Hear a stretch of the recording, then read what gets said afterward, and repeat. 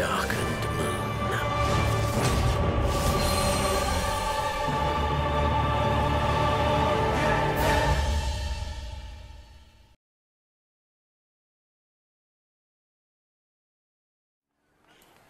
Hi everyone, welcome back to another video, and here we are going to be going on with what I think is going to be the last video for the Sorrows of Werlyt. But what I really want to do is actually go and explore Turncliffe, see if there's any new dialogue changes, and of course to unlock the Diamond Weapon Extreme. So here we are about to speak with the War Machine Fanatic. Yeah buddy, you definitely need help there. Okay, the Diamond Weapon. So here's the bust for it. Here it is, the most formidable of all weapons, one that requires no introduction. Having said that, I'll give one regardless. Let me begin with its alternate name, AEWIZ. Like the other models, it is an anti-icon war mechana, and the I is the numeral indicating that it belongs to the first series of prototypes. Z seems to imply that it's the final version. Oh, I see it.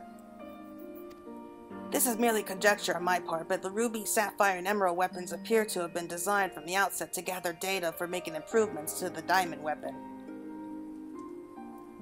But that's not all. The Diamond Weapon was equipped with a certain elements that the other models lacked. This enabled it to reach its final perfected state, but it's the nature of this element that troubles me. Even after reading the reports, I'm still having trouble coming to terms with the sacrifices made in the name of the weapon project. Perhaps we should give a moment of silence for the young lives lost. Okay, good. He does have some humanity in there.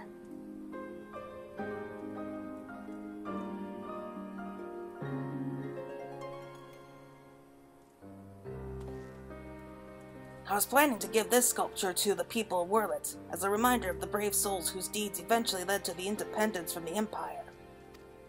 As with my previous works, this sculpture can also be used to reenact your encounter with the weapon. I hope it will prove useful in preparing for whatever the future holds in store. Okay, so the Cloud Deck Extreme is now accessible. That's good to see. And that bust there is also an item that you can use for housing. So you can actually craft it yourself or just buy it from the market board. Okay, so let's have a quick look at the officer reports. I think we've done this for just about all of them already, but let's just have a quick look at those that have been added. So there's the Diamond Weapon. War Mechana developed by the 7th Imperial Legion as a successor to the Ultima weapon.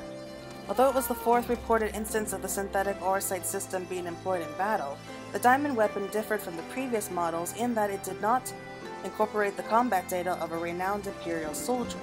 Instead, a living subject, the man known only as Alphonse, was fused with the core prior to activation. The Diamond Weapon itself is believed to have gained the primal abilities possessed by the previous weapons, though the exact process used is still under investigation. In addition to the various armaments concealed within its outer casing, the Diamond Weapon also displayed combat capabilities similar to those of the Ruby and Emerald. By purging the bulk of its armor, it was able to further increase its maneuverability. According to the various sources, the Diamond Weapon's creator, Valens Van Varo, had originally planned to overthrow the Garlean capital and seize the throne. Due to the actions of the Warrior of Light and her comrades, this did not come to pass. Thank gods for that.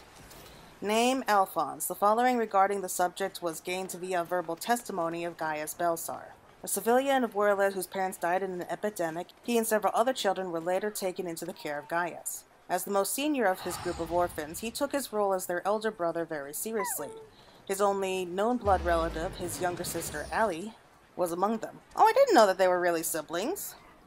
Gaius had instilled in him the belief that all within the Empire must be treated fairly, regardless of race or background. Following his foster father's disappearance, Alphonse sought to protect the victims of prejudice, such as that faced by his compatriots. In an attempt to prise Werlyt free from the Empire's grasp, he planned to claim the Diamond Weapon for himself. However, it was his sister Ali who was chosen as its pilot. Alphonse was instead fused with the weapon's core. The process was irreversible and he is considered to have perished. Estimated age of time of death, 21 years old. Name: Ellie, pilot of the Diamond Weapon. All other information regarding the subject was gained via verbal testimony of Gaius Belsar. Born in Werlyt and fostered by Gaius after her parents were killed in an epidemic. Ever since first entering the orphanage, she was extremely withdrawn and averse to any sort of confrontation. She clung constantly to Alphonse, her older brother by birth. When he and several other orphans attempted to win the freedom of their compatriots at the cost of their own lives, they did not include Allie in their plans. After learning the truth, she tried to rescue Alphonse by taking control of the diamond weapon. Once she was inside the cockpit, she discovered that Alphonse had been fused with its core, and that he was beyond salvation. She has yet to recover from the trauma she suffered that day. Allie is currently undergoing treatments in Turncliffe at the orders of Gaius. She has been awarded the Medal of Independence by the new government of Werlet. Age at time of incidents described, 16 years old. Okay, and last but certainly least, name Valens Van Varo, former legatus of the 7th Imperial Legion. The following account was gained via verbal testimony of a Magitech engineer held in custody. A pure-blooded Guardian raised in the capital, Valens was trained as an engineer in the Magitech Academy. After graduation, he instead pursued a career in the military. His insights, deployment of Magitech weaponry, and unflinching use of tactics deemed reprehensible by his peers brought him success in the battlefield, and he quickly moved through the ranks. When the time had come to select a new legatus for the 14th Legion, Valens was rejected in favor of Gaius Van Velsar. A one-sided rivalry developed between the two, little to Gaius' knowledge. Whatever Gaius sought to achieve, Valens would choose opposing methods as a matter of course. The notable exception to this was his desire to continue the Ultima Weapon project once helmed by Gaius, possibly in a bid to surpass his nemesis. Though his level of technical expertise is without question, his eagerness to employ inhumane methods is viewed with contempt by even his fellow Imperials. Having analyzed the Empire's data on the Heart of Sabik and similar artifacts, Valens developed the synthetic aura sight system. It was designed to fuse the pilot with the machine's core during battle in order to enhance its abilities, killing the subject in the process. The system was perfected with the completion of the diamond weapon, in which a living soldier was integrated with the core prior to activation. Valens' plan to use this technology to seize the Imperial throne was eventually undone by the self-same pilots that he had selected to take part in the weapon project, along with his arch-rival Gaius. Age at time of death, 56 years old. Is it just me, or does it feel like he already lived far, far too long? Well, I guess that's pretty much everything there, but we're going to pay a quick visit to Turncliffe just to see everybody one last time. See if there's any kind of new quests or kind of just new dialogue, I guess. Just see how they're all getting along with each other. So they shouldn't take too much longer. So we're back in Turncliffe. Everything looks pretty much the same. I don't know why I was expecting it to be bigger. Maybe I was expecting like all those barricades to go down or something. Oh, okay. Hey, Severa. The citizens of Werlet and the Alamagan resistance are still attending to those injured in the fall of the castrum. Okay. And, oh, hello. Oh, he's with the kids. I like to think that my wife and daughter would approve of my decision. When I think back on our time together, I remember the person I used to be. The person I still can be. That's good, and he's gonna be spending it with the kids. Oh, it looks like the sapphire weapon was finally removed from down there. And, oh, we got the commander. These children are currently in the care of the revolutionaries, but we hope to eventually find proper homes for all of them. Okay, let's go through here. I don't know why they like to just balance up on things. Oh, didn't see you there. You okay? I know it was only an image projected by the synthetic aura sight, but it meant the world to me to see her face one last time. I'll never forget you, Melcindia. Aw, that's sweet.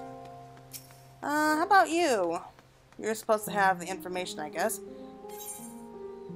What about Turncliffe? It doesn't look like it.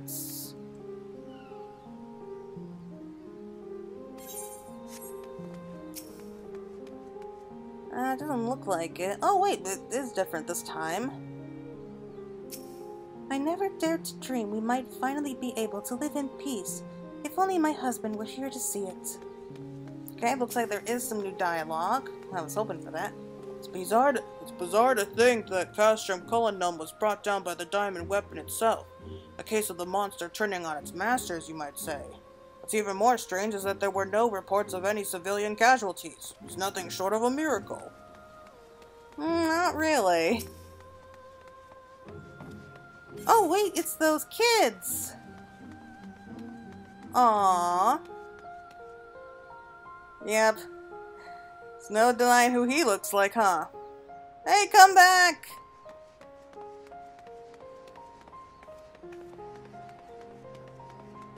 Oh, he's hiding here. Yeah, they'll find you, buddy. They always do.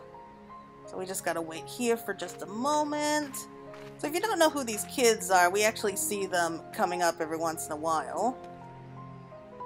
Yeah, they're all playing together now.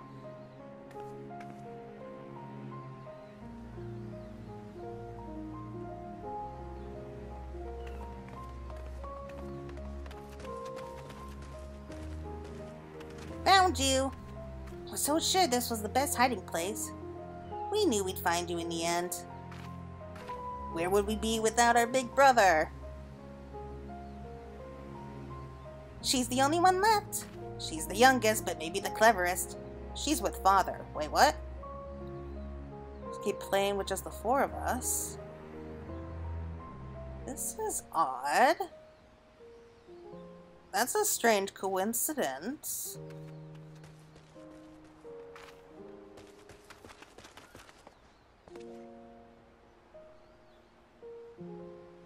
Stay with him. What? What the heck? Okay, I'm gonna have to look further into this whole thing because there is no way that is just a coincidence, is it? Okay, let me just speak with this guy here real quick, then I'll go check the water's edge and we'll see there.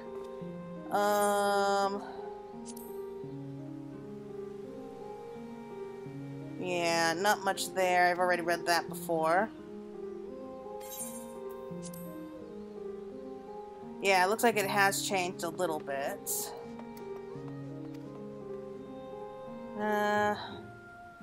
Let's go on over here. Oh, he changed out of his clothes, too. Okay, so let's go on and see if we can find Ellie and Gaia's. Last time we saw them, they were overlooking the ocean, so let's see if they're there. And, hey, it's him! He changed out of his Imperial uniform. I considered joining the fight to take back Wurlitz, but I decided against it in the end. I've been given a second chance to be with my family, so my fighting days are over. We Alamegans have a lot in common with the people of Wurlitz, so we'll do all we can to help now that they've won their freedom. Good to hear. Yeah, it looks like they are down there. Alright, so we'll just talk to them real quick, and I think that we'll wrap it up there. Melisandria, Recon, Rex, Alphonse. I won't give up on our dream. My children gave everything so that others might be free. I will not rest until the world they dreamed of becomes a reality. Aw, that's sweet. Alright everyone, I think that's it for right now, but I think I might be planning something very special for those little ghost children, so I hope you all look forward to that. But until next time everyone, take care and have a great rest of your day.